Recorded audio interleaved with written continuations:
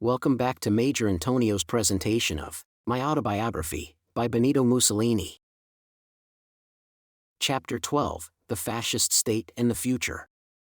Amid the innovations and experiments of the new fascist civilization, there is one which is of interest to the whole world.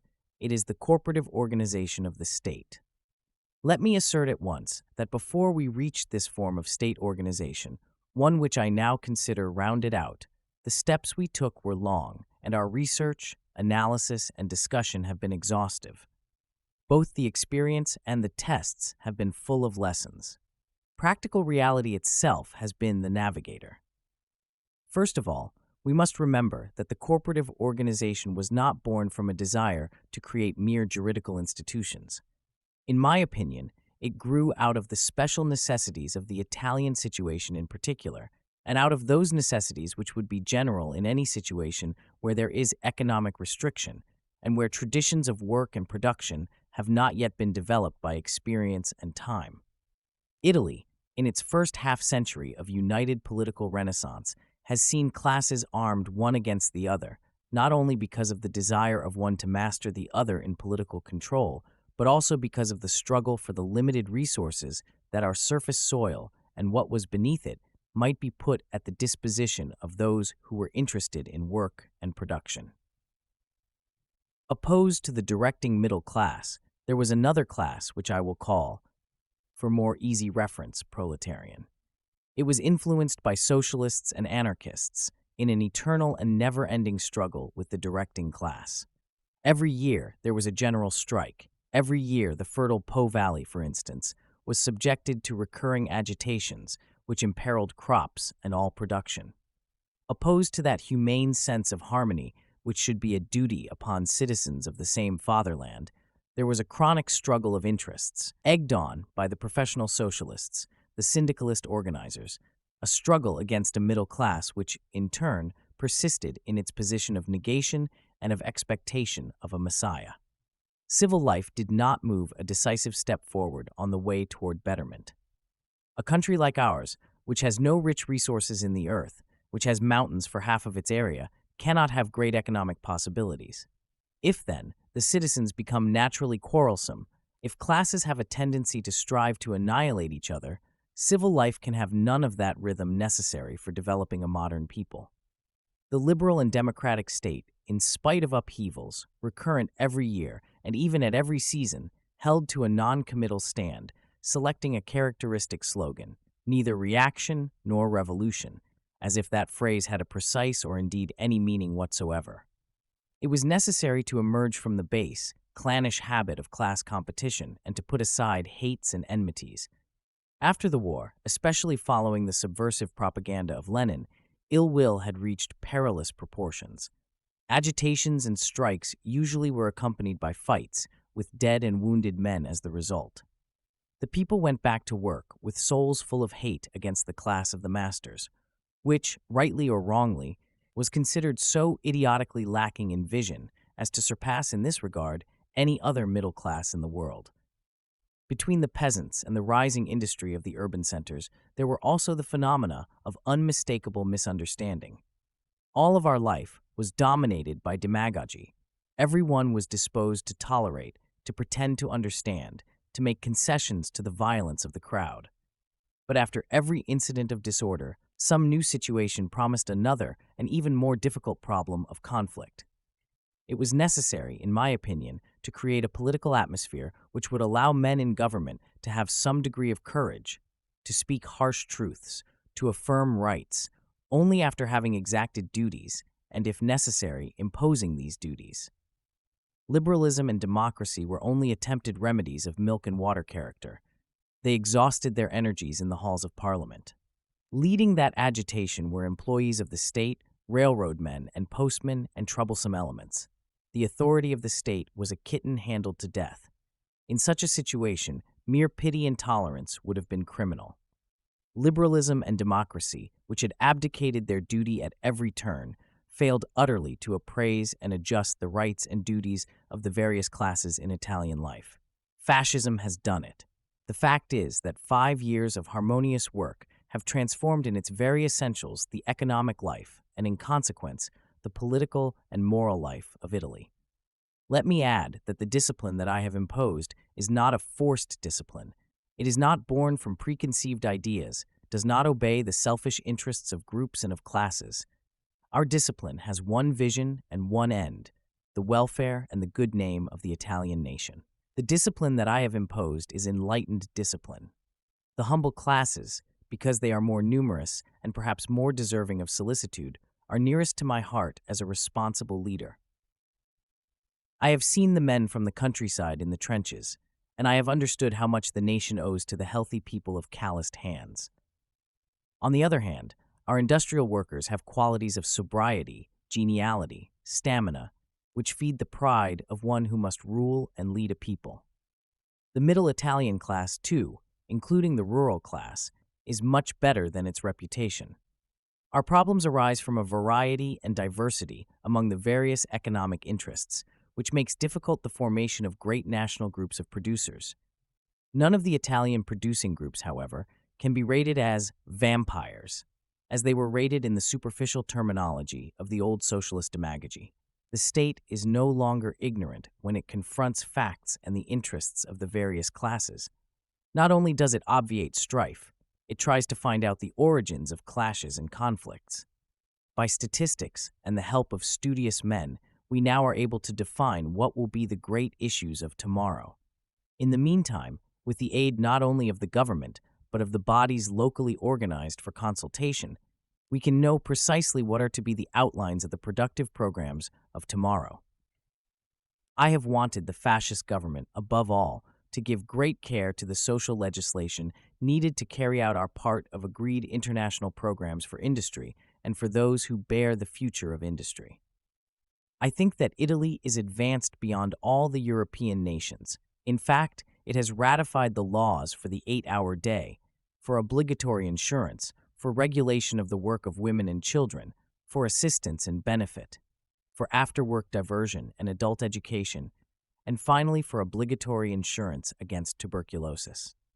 All this shows how, in every detail in the field of labor, I stand by the Italian working classes. All that it was possible to do without working an injury to the principle of solidity in our economy I have set out to do, from the minimum wage to the continuity of employment, from insurance against accidents to indemnity against illness, from old age pensions to the proper regulation of military service. There is little which social welfare research has adjudged practical to national economy or wise for social happiness which has not already been advanced by me. I want to give to every man and woman so generous an opportunity that work will be not a painful necessity, but a joy of life. But even such a complex program cannot be said to equal the creation of the corporative system, nor can the latter equal something even larger. Beyond the corporative system, beyond the state's labors, is fascism, harmonizer and dominator of Italian life, standing ever as its inspiration. In 1923, some months after the March on Rome, I insisted on the ratification of the law for an 8-hour day. All the masses which had seen a friend in the legislative policy of fascism gave their approval to national syndicalism. Instead of the old professional syndicates, we substituted fascist corporations. In a meeting of December 19, 1923, I had occasion to affirm that peace within is primarily a task of government. The government has a clear outline of conduct. Public order must never be troubled for any reason whatsoever. That is the political side. But there is also the economic side. It is one of collaboration. There are other problems, such as that of exportation. I remind Italian industry of these principles. Until now, it has been too individualistic. The old system and old ways must be abandoned. A little further on, I said, over all conflicts of human and legitimate interests, there is the authority of the government. The government alone is in the right position to see things from the point of view of the general welfare. This government is not at the disposition of this man or that man. It is over everybody, because it takes to itself not only the juridical conscience of the nation in the present, but also all that the nation represents for the future. The government has shown that it values at the highest the productive strength of the nation. A government which follows these principles has the right to be listened to by every one. It has a task to fulfill. It will do it. It will do it inexorably for the defense of the moral and material interests of the nation. Little by little, the old labor structure and associations were abandoned. We were directed more and more toward the corporative conception of the state. I did not want to take away from labor one of its holidays, and so, instead of the 1st of May, which had foreign origins and the imprint of socialist internationalism, I fixed on a gay and glorious date in Italian life, April 21st, the birthday of Rome. Rome is the city which has given legislation to the world. The Roman law is still the text which governs the relations of civil life. To celebrate a Labor Day, I could not have selected a more suggestive and worthy date, to bring into being in a precise coordination all the measures that I had undertaken and that fascism and the corporations had brought about. In all their complexity, I had the Grand Council approve a document. I do not hesitate to declare it to be of historical character. It is the Labor Charter. It is composed of 30 paragraphs, each of which contains a fundamental truth. From the paramount necessity for production arises the need of an equitable sharing of products, the need of the judgment of tribunals in case of discord, and finally, the need of protective legislation. That document has been welcomed by all the classes of Italy. The labor magistracy represents, in its consecration to duty, something worthy of a strong state, in contrast to the cloudy aspirations in the misty realms of high-sounding liberalism, democracy, and communistic fantasy. The framing and realization were the tasks of fascism. Old men of the socialist and syndicalist poses and postures were amazed and perplexed at the daring new reform. Another legend fell. Fascism was not the protector of any one class, but a supreme regulator of the relations between all citizens of a state.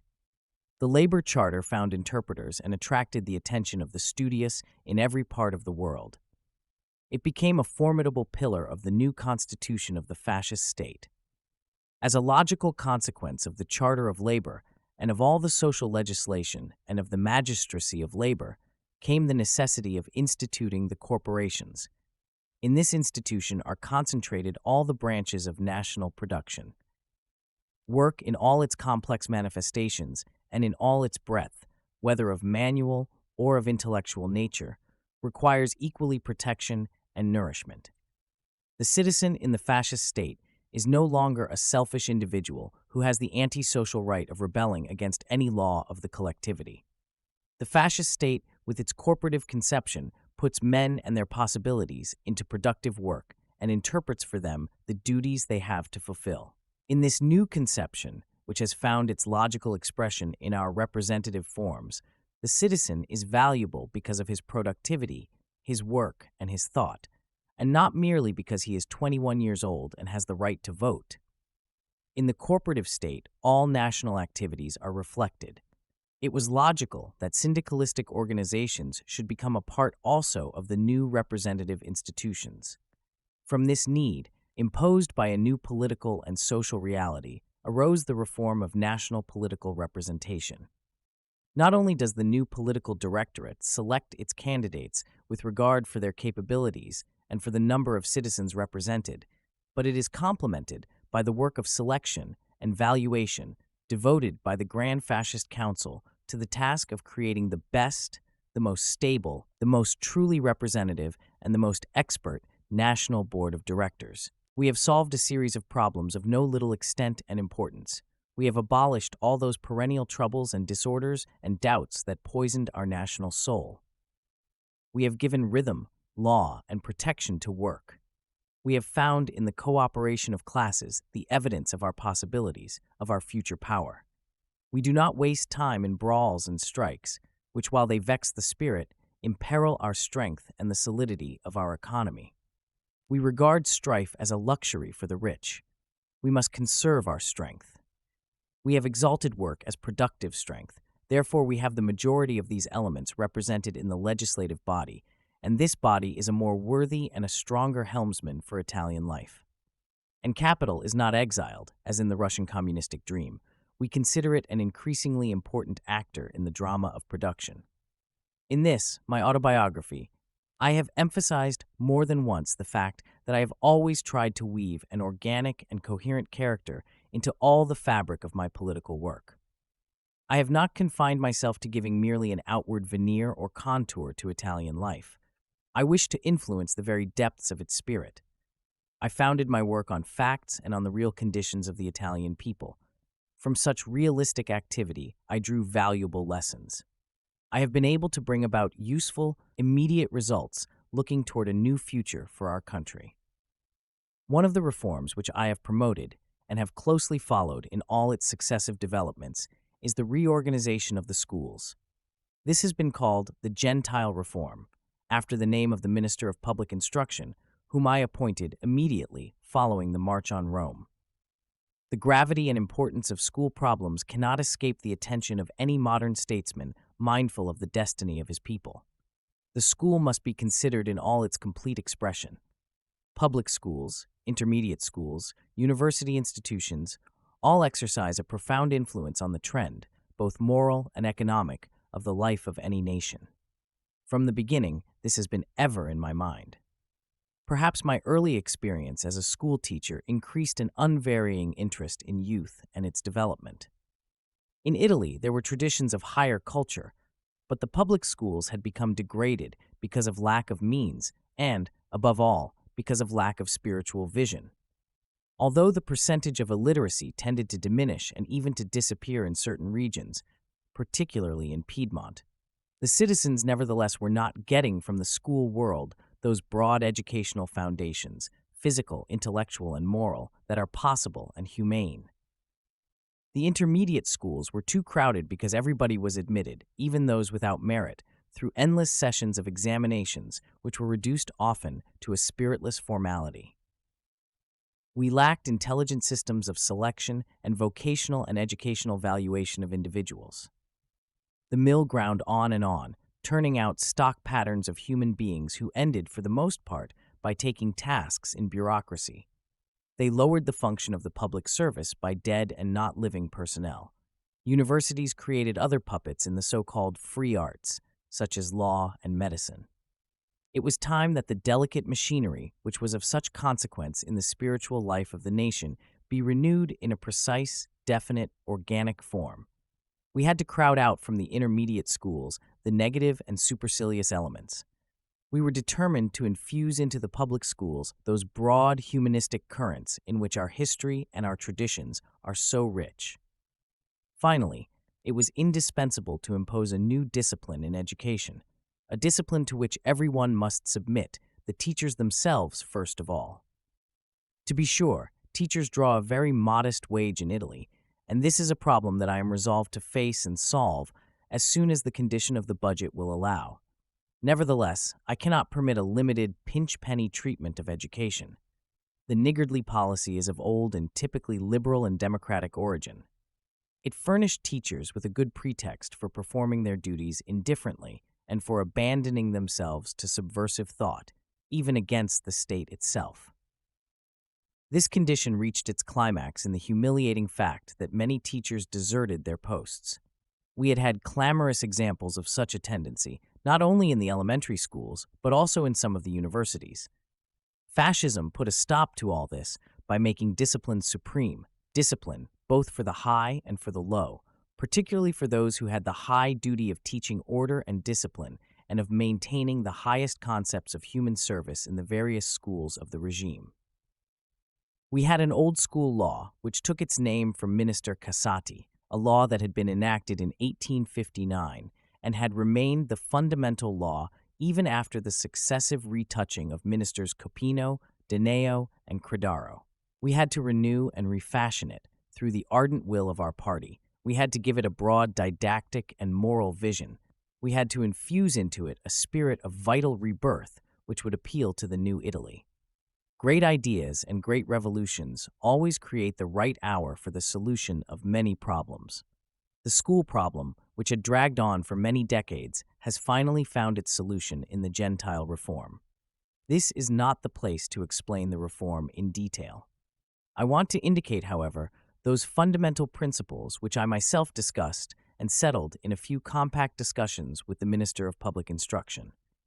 They can be summarized by the following points.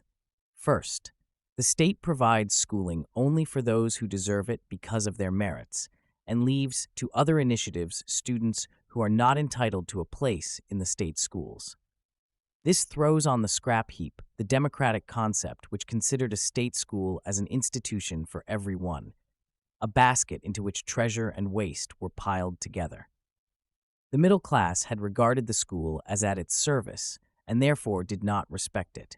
They demanded only the greatest possible indulgence in order to achieve as quickly as they could their purely utilitarian aims, such as a degree or a perfunctory passing to promotions. Second, the students of the state schools and of the independent schools find themselves under equal conditions when taking the state examinations before committees appointed by the government. Thus is encouraged the regime of independent schools analogous to those of England. This regime is advantageous for the Catholics, owners of many schools, but displeases the anti-clericals of the old style. It allows me a free development of scholastic initiative outside of the conventional lines. Third, the state watches over the independent schools and promotes a rivalry between independent and state schools, which raises the cultural level and the general atmosphere of all schools. The state does not see its jurisdiction diminished because of the independent schools. On the contrary, it extends its watchfulness over all schools. Fourth, admission to the intermediate schools is now possible only through examinations. The schools are directed toward a broad humanistic culture, but with a standard of scholarship which has eliminated forever the disorder and the easygoing ways of the old democratic schools. By means of these and other reforms, the elementary school comes to have two distinct but coordinated purposes. One is that of preparation for the intermediate schools, and the other is a high type of broad popular education complete in itself. The intermediate schools were broadened by means of the following institutions. A. Complementary schools. The abolished technical school, complete in itself, was revived along new lines. B. Technical institutes of higher specialization. C. Scientific lyceum, still higher, taking the place of the abolished modern lyceum, and of the physico-mathematical departments of the Technical Institute, and preparing the students for the scientific branches of the university. D. Teachers' Institute, a purely humanistic and philosophical school, taking the place of the abolished complementary and normal schools. E. Women's Lyceum, a general culture school, complete in itself. F. Classical Lyceum, unchanged in its essential lines, but augmented by the humanistic character of the studies. To it the task of preparing for most university branches has been assigned. To enter the universities, entrance examinations have been instituted. The final examinations of the intermediate schools, of the classical and the scientific lyceum, have been termed maturity examinations. All the curricula have been renewed, fitting them for a more modern culture. Latin has been restored in all schools except in the complementary and religious departments of the elementary and intermediate schools. For all these different types of institutions, one essential rule has been put into practice. That is, every school must be a unit organism with a set number of classes and students. The candidates may enter through a graduated classification based on the examinations. Those who are not admitted must go to independent schools. The application of this reform, which overthrew the old interests, the old ideas, and especially the utilitarian spirit of the population, aroused an unavoidable spirit of ill-feeling. It was used by the opposition press, especially by the Corriere della Sera, for controversial purposes, but the reform has been put through with energy under my direction and has marked the beginning of a real rebirth of the Italian schools and of the Italian culture. The reform of the universities has been coordinated with the reforms in the primary and intermediate schools. Its purpose is to divide the university students into different organic institutions without useless overlapping. The rule of state examinations is imposed also for the universities, to which both the students of the state and independent schools can be admitted. The Institute of Libera Docenza, authorities independently attached to certain faculties of the universities, has also been reformed, appointment no longer being made by the individual departments, but by central committees in Rome. On the occasion of a visit by the delegations of the fascist university groups, I had the opportunity of declaring that the Gentile reform is the most revolutionary of all the reforms which we have voted on, because it has completely transformed a state of affairs which had lasted since 1859. I was the son of a schoolmistress. I myself was taught in the elementary and secondary schools. I knew, therefore, the school problem. Because of that, I had wanted to bring it to a concrete conclusion. The Italian school again will take its deserved place in the world. From our university chairs, true scientists and poets will again illuminate Italian thought, while the secondary schools will provide technical and executive elements for our population, and the public schools will create a background of civic education and collective virtue in the masses. I have willed that, in collaboration with the universities, departments of fascist economics, of corporative law, and a whole series of fruitful institutes of fascist culture should be created. Thus, a purely scholastic and academic world is being permeated by fascism, which is creating a new culture through the fervid and complex activity of real, of theoretical, and of spiritual experiences. But even closer to my heart than the institutes of fascist universities is a new institution which has all the original marks of the fascist revolution. It is the National Organization of Balia. Under the name of a legendary little Genoese hero, the new generation of children and of youth was organized. These no longer depend, as in the past, upon various playground associations, scattered political schools, and accessory institutions, but are trained through rigid but gay discipline in gymnastic exercises and in the general rules of a well-ordered national life. They are accustomed to obedience, and they are made to see a sure vision of the future. To show the importance that educational revival has in my mind, I myself gave a lecture at the University of Perugia. It has been pronounced by scholars as a broadening of the world's concept of its duty to youth. Finally, to pay a tribute to culture and to higher culture, and to everyone who, in the field of science, art, and letters, has held high the name of Italy, I have created an Italian academy with a membership of immortals. The armed forces of the state had fallen into degradation in the years 1919, 1920, 1921. The flower of our race had been spurned and humiliated. Conditions even reached a point where the Minister of War in those liberal days had a circular distributed advising officers not to appear in uniform in public and to refrain from carrying arms in order not to be subjected to the challenges of gangsters and hoodlums. This aberration, which it is better to pass over quickly for the sake of one's country, was destined to find its avenger in fascism. It was one of the factors which created an atmosphere passionately eager for change. Today, the spirit of the country is much different. Today, the armed forces of the state are justly considered the secure and worthy and honored defense of the nation. I had a very clear and decisive program when in 1922, at the moment of the March on Rome, I selected as my collaborators the best leaders of the victory of 1918. General Armando Diaz, who after Vittorio Veneto had remained aloof in silence, overwhelmed by the difficulty of the moment, and who had issued and had been able to voice an indignant protest in the Senate against the policies of Nitti's cabinet, had been selected by me as Minister of War. I appointed Admiral Town de Revel, the greatest leader of our war on the sea, as Minister of the Navy. On January 5, 1923, General Diaz presented a complete program of reform for the Army to the Council of Ministers. That was an historic meeting. Fundamental decisions for the renewal of the armed forces were taken, and we were able to announce to the country in solemn and explicit fashion that with that meeting, the Army had been given new life to accomplish the high mission that had been entrusted to it in the supreme interests of the nation.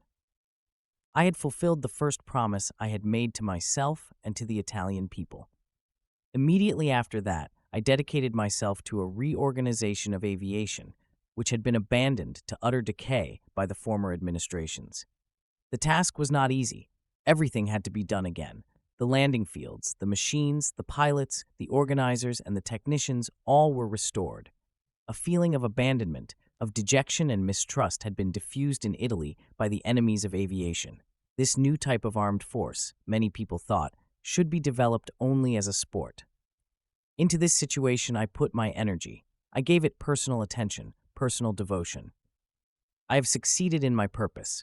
The successes of Benito, of Maddalena, the flights in squadrons, the great maneuvers have demonstrated that Italian aviation has recently acquired great expertness and prestige, not only in Italy, but wherever there is air to fly in. The same can be said of the Navy, which has reordered its formation, bettered its units, completed its fleet, and made its discipline efficient. Fourth, but not least, because of its spirit of emulation and daring, comes the voluntary militia for the safety of the nation, divided into 160 legions, commanded by distinguished officers and by enthusiastic fascists. These are magnificent shock troops. Finally, our barracks and our ships can be said to be, in the true sense of the word, refuges of peace and strength. The officers devote their activities to the physical and educational betterment of the men.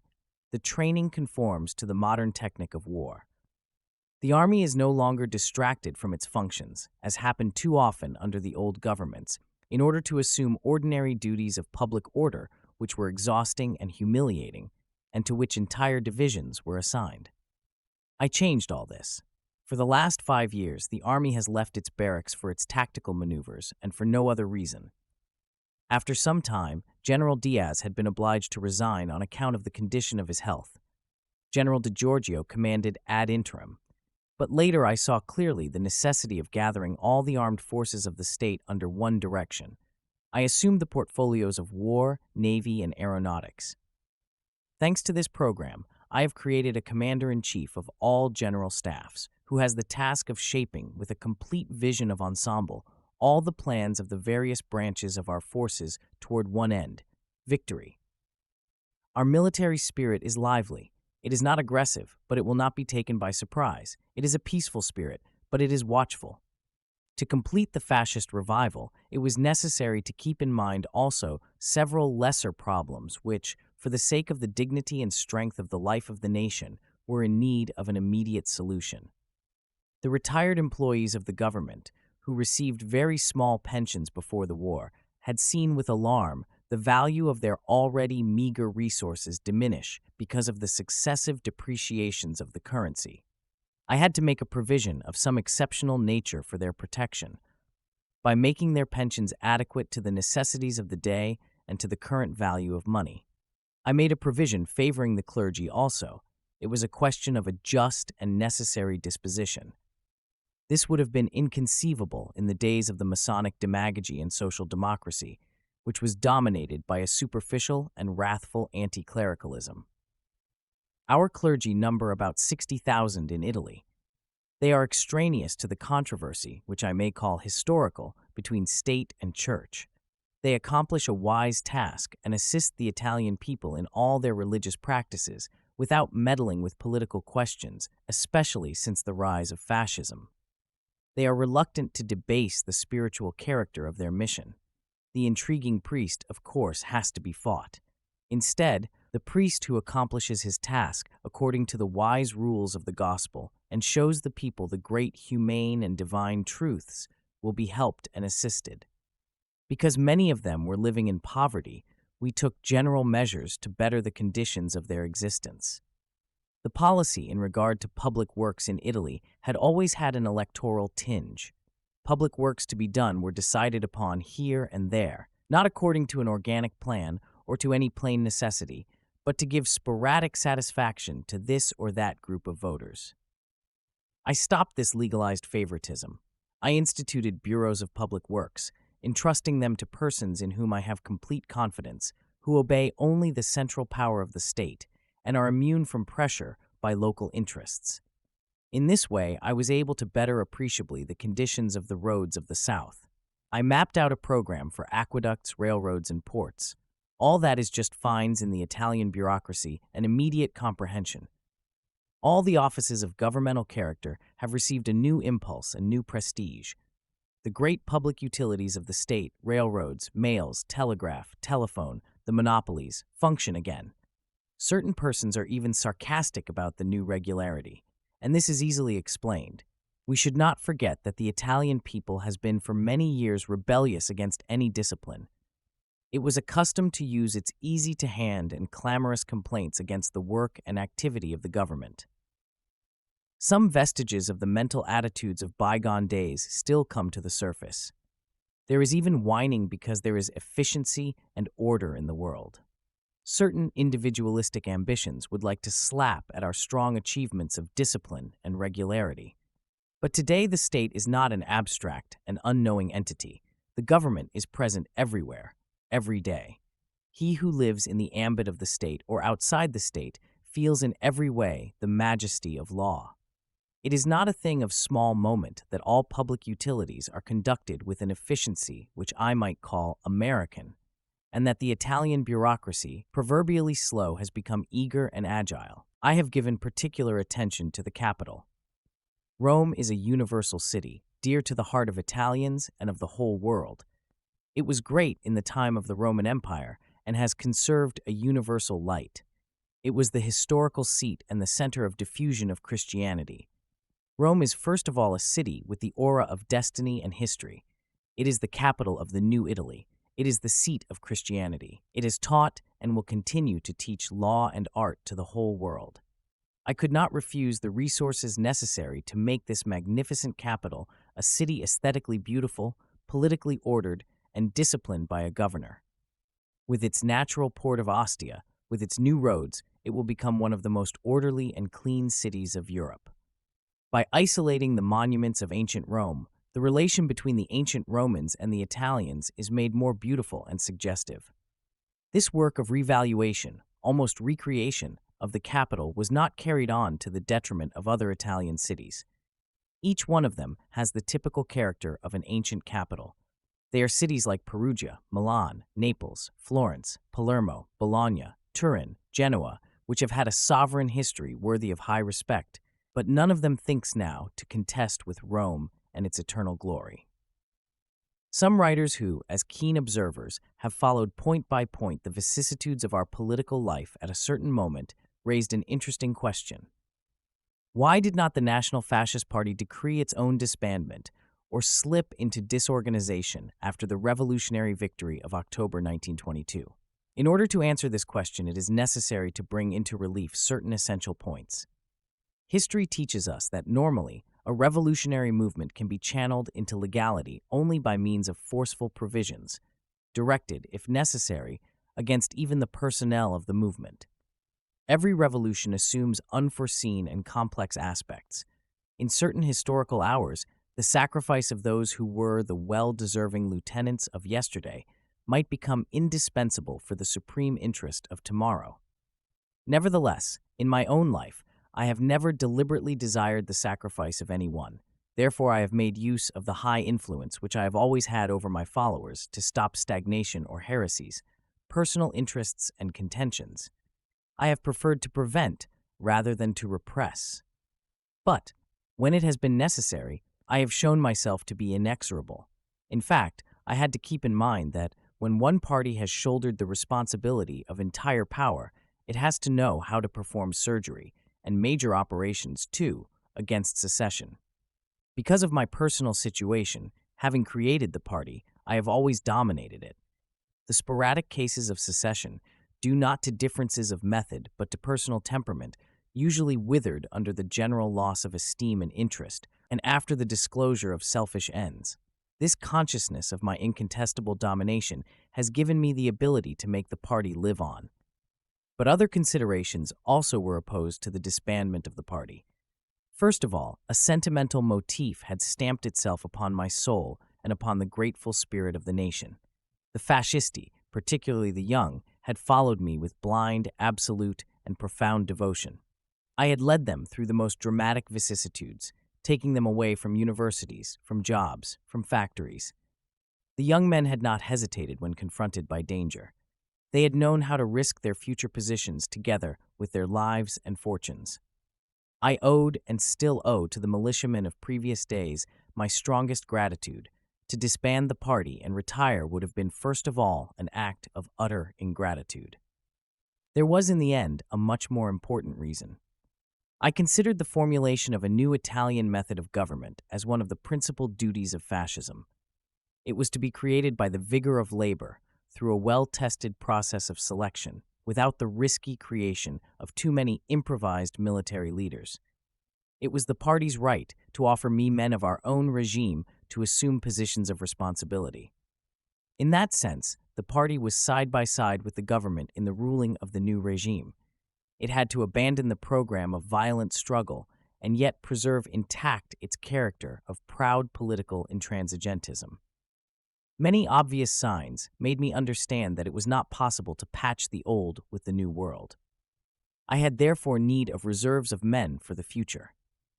The chief of the government could very well be the chief of the party. Just as in every country of the world, a representative chief is always the exponent of an aristocracy of wills. In the meantime, to mark a point fundamental for the public order, my government, in December 1922, issued an admonition to the fascists themselves. It was in the following terms: every fascist must be a guardian of order. Every disturber is an enemy, even if he carries in his pocket the identification card of the party. Thus, in a few words, were the position and the duty of the party in the life of the fascist regime indicated. We encountered plenty of pitfalls and snares in 1922. The party had reached a peculiar sensitiveness through its intense experience. In the moment of its hardest test, it had shown itself to be equipped to guide the interests of the country as a whole. The revolution had not had long, bloody consequences, as in other revolutions, except for the moment of battle. Violence, as I have said before, had been controlled by my will. Nevertheless, the position of some opposing newspapers was strange indeed.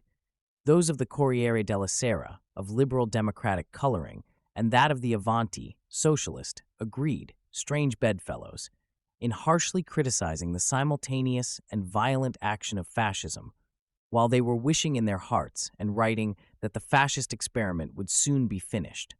According to these political diagnosticians, it was a matter of an experiment of short duration, in which fascism would be destroyed either on the parliamentary rocks or by an obvious inadequacy to direct the complexities of Italian life. We saw later the wretched end of these prophets. But to attain results, it had been necessary for me, particularly in the first year, continually to watch the party. It had always to remain in perfect efficiency, superior to opposing critics and to snares, ready for orders and commands. One grave danger was threatening the party. It was the too free admission of new elements. Our small handfuls in the warlike beginnings were now growing to excess, so much so that it was necessary to put a padlock on the door to prevent the influx of further membership. Once the solidity of fascism had been proved, all the old world wanted to rush into its ranks. If this had happened, we would have come back to the old mentality, the old defects, by over-hasty adulteration, instead of keeping our growth selective through education and devotion. Otherwise, the party, augmented by all the opportunists of the 11th hour, would have lost its vibrating and original soul. A check had to be placed upon the old world. It could go and wait with its bed slippers on, without spoiling a movement of young people for Italian rebirth. After I had closed, in 1926, the registration in the party, I used all my force, care, and means for the selection and the education of youth. The Avanguardia was then created, together with the Opera Nazionale Balilla, the organization for boys and girls, which, because of its numerous merits and the high value of its educational activities, I have chosen even recently to term the invaluable pupil of the fascist regime. This program brought forth unparalleled results. As a result of it, the party has never encountered a really serious crisis. I believe that I can count among my qualities the ability to act in good season and to strike at the right moment without false sentimentality, where the shadow of a weakness or of a trap is hidden. In this watchful work of prevention, I have always had at my side good secretaries of the party who have helped me immeasurably. Michel Bianchi had already ably led the party until the March on Rome. He had been able to balance the particularly violent character of the movement against the demands of political situations which had reality and which must be handled with wisdom. Michel Bianchi has been an excellent political secretary because of this very reason, and today he is still with the government as my greatly appreciated collaborator in internal politics. He has a political mind of the first order, a reflective mind. He is faithful at every hour. The regime can count on him every time. The Honorable Sansanelli, a courageous participant in the late war and today president of the International Federation of World War Veterans, took his place.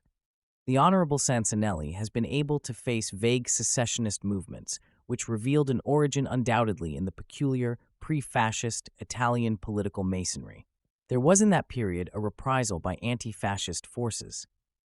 The old liberal world, defeated but tolerated by the generosity of the regime, was not exactly aware of the new order of things.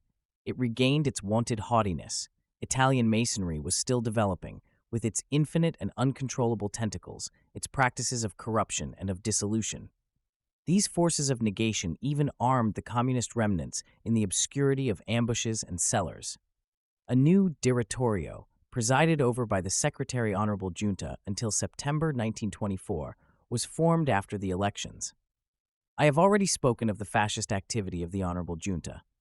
In the second half of that year, the anti-fascist movement, aroused by obscure national and international forces, showed itself in growing intensity on all fronts. I threw it down on its nose with my speech of January 3, 1925. But also, following that, I determined that a line of more combatively intransigent nature should be imposed by our party. And with this duty in mind, on February 12, 1925, I appointed the Honorable Roberto Farinacci General Secretary of the party. Farinacci knew how to show himself worthy of the task with which I had entrusted him. His accomplishments, considered in their entirety and in the light of the results attained, were those of a well-deserving secretary. He broke up the residues of the Aventunismo which had remained here and there in the country. He gave a tone of high and cutting intransigentism, not only political but also moral, to the whole party, invoked against offenders and plotters those exceptional laws which I had promulgated after 4 attempted assassinations had demonstrated the criminality of anti-fascism. I was closely following this movement of vigorous reprisal by the party and had prepared in time the necessary provisions. The Honorable Farinacci is one of the founders of Italian fascism. He has followed me faithfully since 1914. After his task had been accomplished, the Honorable Farinacci left the position of General Secretary to the Honorable Augusto Turati, a courageous veteran of the World War, a man of clear mind and aristocratic temperament, who has been able to give the party the style of the new times and the consciousness of the new needs. The Honorable Turati has accomplished a great and indispensable work of educational improvement with the fascist masses. Besides these precious elements in the high positions of the party of today, I must mention the Honorable Renato Ricci for the organization of the Balilla, Melchiori for the militia, Marinelli, a courageous administrative secretary, Starris, a valorous veteran, and Arpanati, a faithful black shirt since March 1919, and a founder of fascism in Bologna. The party has yielded me new prefects for fascist Italy, elements for syndicalist organization, and consuls, while various deputies have been appointed ministers and undersecretaries. Little by little, proceeding by degrees, I have given an ever more integral and intransigent line to the whole world of government. Almost all positions of command have today been entrusted to fascist elements. Thus, after 4 years of the regime, we have given actuality to the formula, all the power to all fascism, which I enunciated in June 1925 at a fascist meeting in Rome. I have controlled my impatience. I have avoided leaps into darkness. I do not sleep my way to conclusions. I have blended the pre-existing needs with the formation of a future. Naturally, giving to the state a completely fascist character and filling all the ganglia of national life with the vitality and newer force of faithful black shirts, I not only did not detract from, but constantly added to the importance of the National Fascist Party as the force of the regime.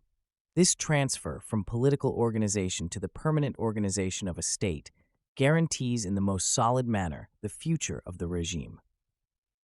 I have laid with my own hands the cornerstone of representative reform based on the interests of Italian unity and the Italian cosmos, and I have arranged that the Grand Fascist Council became a definite constitutional organ for the constancy of the state. Thus the Fascist Party, while remaining independent, is bound by ties of steel to the very essence of the new fascist state. A subject that is always interesting and is often misunderstood, both by Italians and foreigners, is that of the relations between state and church in Italy.